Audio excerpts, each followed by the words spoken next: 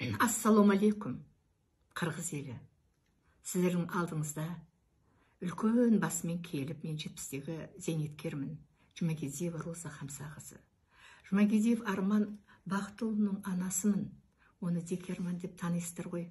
Ал сіздерден жаңа ол талай рет кешірім сұрар еді. Қазір енді осындай жағдайда отырғаннан кейін соның атынан, өзімнің атынан сіздерден кешірім сұраймын. Ол бір жерде дұрыс сөйлемеген шығар. Дұрыс түсінбеді.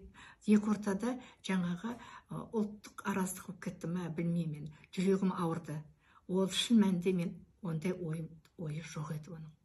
Ол шын мәнінде өте жақсы көреді қырғыз елін. Әрқашанда мақтан тұтады. Қандай боевой, қандай патриот, керемет халық қой деп. Әрқашанда. Сол енді Алланың бұйрығы шығар. Сол қырғыздың қызын алып, сол құдағи болып отырмыз.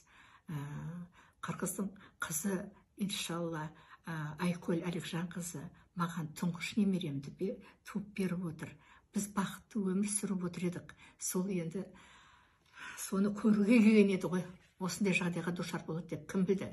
Мен сіздерден кешірім сұраймын тағы да.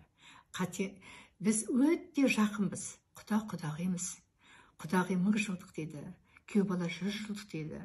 Пайғамбар күйеу баласын сыйлаған. Сондықтан да сыйлап, өзі қабылдап, кешіріп, Алла тағала жақсы қатынаста болайық. Сізден өтініш сіздерден.